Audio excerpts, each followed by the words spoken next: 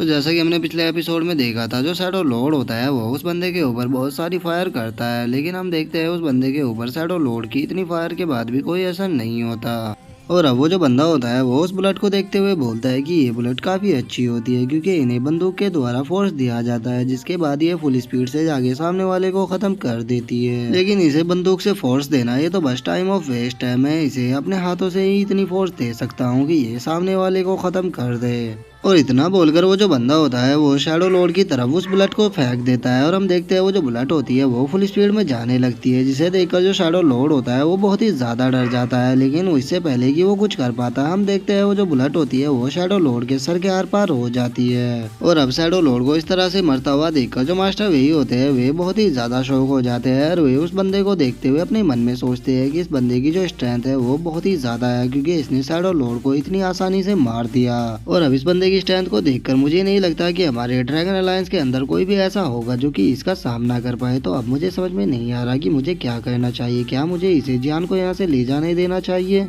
और अब वो जो बंदा होता है वो जियान की तरफ देखते हुए उससे बोलता है कि बच्चे, तो तुमने क्या सोचा है? क्या तुम मेरे साथ चुपचाप चलना पसंद करोगे? क्योंकि अगर अब तुम मेरे साथ नहीं जाते हो तो मैं तुम्हारे शरीर के अंदर ये जो ब्लड है ये सारी डाल दूंगा। इससे तुम मरोगे तो नहीं, लेकिन तुम्हें इतना पेन होगा कि तुम उसे बर्दाश्त नहीं कर पाओगे। तो इसीलिए तुम्हारे लिए सही यही होगा कि तुम पहले ऑप्शन को चुन लो और चुपचाप मेरे साथ चलो। लेकिन हम जियान को देखते हैं जिसे कि उस बंदे की बातों से कोई भी असर नहीं होता, और वो उसे अपने माथे की तरफ इशारा करते हुए बोलता है कि अच्छा, तो तुम मुझे उसी बंदे की ब्लड से मारना चाहते हो, तो ये तो सेम वही कंडीशन हो गई जो कि कुछ देर पहले तुम्हारे साथ थी। तो चलो मैं तुम्हारे साथ भी वही गेम खेलूंगा जो कि तुमने उस बंदे के साथ खेला था, और मैं अपनी जगह से 1 इंच भी नहीं हिलूंगा, लेकिन तुम्हें मेरे हेड के ऊपर ही बुलेट को मारना होगा। अगर तुम इससे चूक गए तो मैं तुम्हें वह तभी के तभी खत्म कर दूंगा। और जियान की इस बात को सुनकर वो जो बंदा होता है उसे थोड़ा गुस्सा आ जाता है, और वो जियान की तरफ अटैक करते हुए उससे बोलता है कि बच्चे, तुम तो बहुत ही ज्यादा फनी हो, तो इसीलिए अब मिशन भाड़ में जाए, पहले मैं तुम्हें खत्म करूंगा।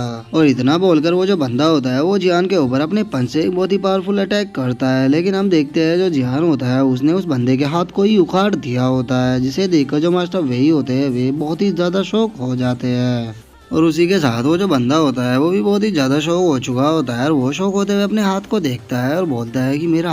हाथ कहाँ गया? और अब हम जियान को देखते हैं जिसे कि बहुत ही ज्यादा गुस्सा आ चुका होता है, और वो अपनी एनर्जी को बाहर निकालते हुए उससे बोलता है कि मॉर्टल, तुम्हारी औकात इतनी नहीं है कि तुम मुझे टच भी कर पाओ। तो चलो अब मैं तुम्हारी इच्छा को पूरा करता हूँ। तुम अगर मेरे हाथों से यहाँ मारना ही चाहते हो तो मैं आज तुम्हें यहीं पर ही मार दूंगा।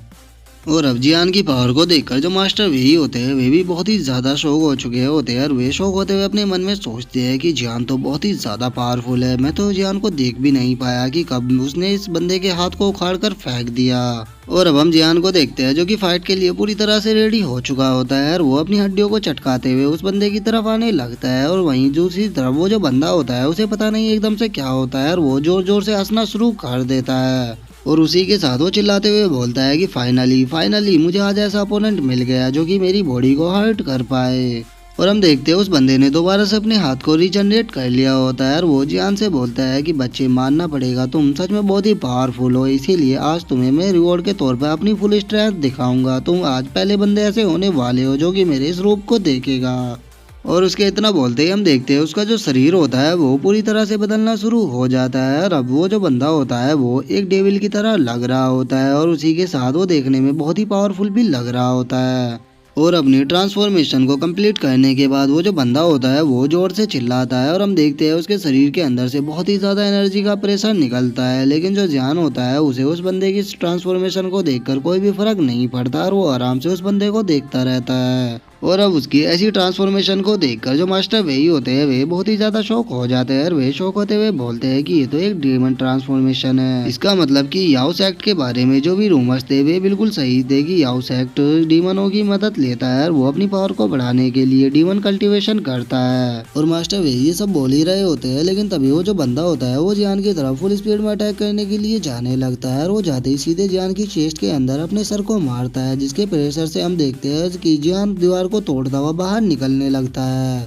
और उस बंदे की इतनी पावर को देखकर तो मास्टर वे बहुत ही ज्यादा शौक हो जाते हैं, और वे शौक होते हुए सामने का नजारा देखते हुए बोलते हैं कि ये बंदा तो बहुत ही ज्यादा पावरफुल हो चुका है। और हम सामने का नज़ारा देखते हैं कि उस बंदे के अटैक के कारण केवल एक ही दीवार नहीं टूटी होती, बल्कि वहां पर कई सारी दीवारें टूट चुकी होती है और वो बंदा जियान को लेकर उन सभी दीवारों से बाहर हो जा चुका होता है। जिसके बाद हम बाहर का नज़ारा देखते हैं जहाँ पर की जो जियान होता है वो दीवार को तोड़ता हुआ बाहर निकलता है। और हम देखते हैं उस अटैक की पावर इतनी ज्यादा थी कि जियान जो होता है वो वहां पर भी नहीं रुकता और वो जंगलों को तोड़ता हुआ बहुत ही पीछे जाकर गिरता है। लेकिन इससे पहले कि जियान कुछ कर पाता, वो जो बंदा होता है वो जियान के ऊपर अटैक करने के लिए दोबारा से आ चुका होता है और वो जियान के ऊपर आकर एक बहुत ही पावरफुल अटैक करता है, जिस कारण हम देखते हैं कि वहाँ की जो जमीन होती है वो टूट जाती है। लेकिन वो जो बंदा होता है वो सामने का नज़ारा देखकर शॉक हो चुका होता है, क्योंकि जियान वहाँ पर नहीं होता। और अब हम जियान को देखते हैं जो कि उस बंदे के ऊपर हवा में उड़ रहा होता है और वो उस बंदे से बोलता है कि क्या तुम सिर्फ बस इतना ही कर सकते थे?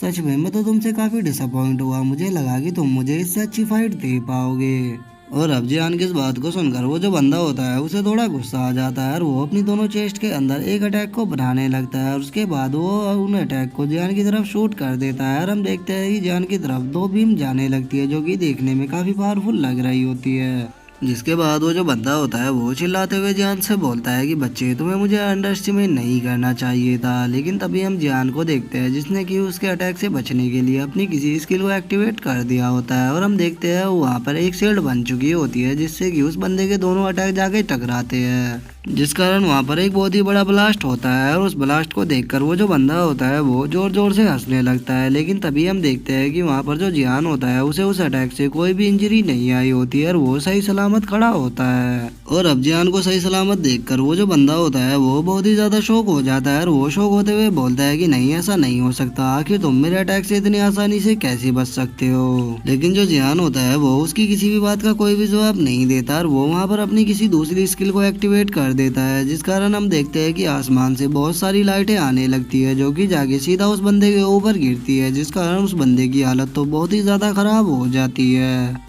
लेकिन हम देखते हैं वो जो बंदा होता है वो भी थोड़ा पावरफुल होता है, इसीलिए वो जियान के अटैक से सरवाइव कर जाता है, जिसे देखकर जियान को भी थोड़ा शौक लगता है और वो शौक होकर उसे देखने लगता है, क्योंकि जियान को नहीं लगा था कि वो उसके अटैक से इस बार बच पाएगा। और अब हम उस बंदे को देखते हैं जिसकी कि जियान के अटैक के कारण हालत ज्यादा सही नहीं होती है और वो जियान को देखते हुए बोलता है कि नहीं, ऐसा नहीं हो सकता, आखिर ये बंदा इतना पावरफुल कैसे हो सकता है? इसने मेरी इस ट्रांसफॉर्मेशन के बाद भी मेरी हालत इतनी ज्यादा खराब कर दी। और वो ये सब बोल ही रहा होता है, लेकिन तभी हम जियान को देखते हैं कि उसने अपनी ब्लैक चैन को निकाल लिया होता है और उसके बाद वो अपनी सभी ब्लैक चैन को उस बंदे की तरफ शूट कर देता है, जिस कारण हम देखते हैं वो जो सारी चेन होती है वो उस बंदे की तरफ जाने लगती है, जिसे देखकर अब वो बहुत ही ज्यादा शौक हो जाता है। लेकिन इससे पहले कि वो कुछ कर पाता, हम देखते हैं वो जो सारी ब्लैक चैन होती है वो उस बंदे के शरीर से जाके टकराती है, जिस कारण वे सारी चेन उसके शरीर के आर पार हो जाती है। लेकिन जैसे ही हम उस बंदे की बॉडी को देखते हैं हमें पता लगता है कि वो बंदा यहाँ से भाग चुका है और ये बस उसका क्लोन है, जिसे देखकर जो जियान होता है वो अपने मन में सोचता है,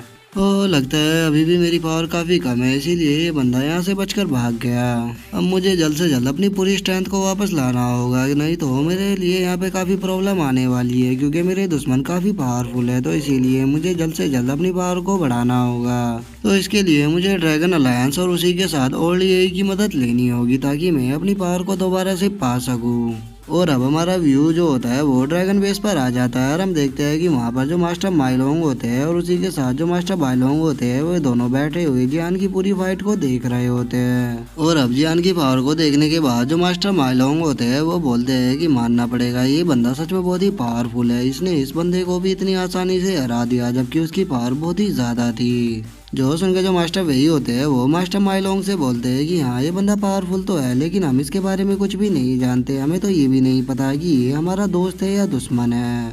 और अब उसकी बातों को सुनकर जो मास्टर माइलोंग होते हैं वो कुछ सोचने लगते हैं और उन्हें इस तरह से सोचता हुआ देखकर जो मास्टर वही होते हैं वो उनसे पूछते हैं कि मास्टर माइलोंग आखिर आप क्या सोच रहे हो? और अब जो मास्टर माइलोंग होते हैं वो हंसते हुए बोलते हैं कि इससे कोई भी फर्क नहीं पड़ता कि ये बंदा कितना पावरफुल है, ये बंदा कितना भी पावरफुल हो, लेकिन ये स्पेस गार्ड को ओपन नहीं कर सकता, तो इसके लिए इसे हमारी ही जरूरत पड़ेगी। तो अब हमें जल्द से जल्द उसकी सिस्टर को स्पेस गार्ड से निकालने के लिए कोई ना कोई तरीका ढूंढना होगा, जिसके बाद हम इसकी सिस्टर को होस्टेज बना के इसे अपने लिए यूज कर सकते हैं, जिससे कि हमारे ड्रैगन अलायंस की पावर और भी ज़्यादा बढ़ जाएगी। और अब उसकी इस बात को सुनकर जो मास्टर वही होते हैं वो भी काफी खुश हो जाते हैं और वही खुश होते हुए उससे बोलते हैं कि मास्टर भाई लोग आपने सही कहा, तो अब हमें जल्द से जल्द उसकी सिस्टर को स्पेस गार्ड से निकालने का कोई ना कोई तरीका ढूंढना होगा, क्योंकि उसके पास अब ज्यादा टाइम नहीं है। अगर वो ज्यादा टाइम स्पेस गार्ड में रही तो हो सकता है कि वो वहीं पर ही मर जाए। और इतना बोलकर जो मास्टर वही होते हैं वो वहाँ से निकल जाते हैं। और अब मास्टर वही के वहाँ से जाने के बाद जो मास्टर माइलोंग होते हैं वो अपने मन में सोचने लगते हैं कि स्पेस गार्ड को ओपन करना इतना भी आसान नहीं होता। उसे वह ओपन करने के लिए हमें कुछ लोगों को सेक्रीफाइस करना होगा, उसके बाद ही स्पेस गार्ड ओपन हो पाएगा।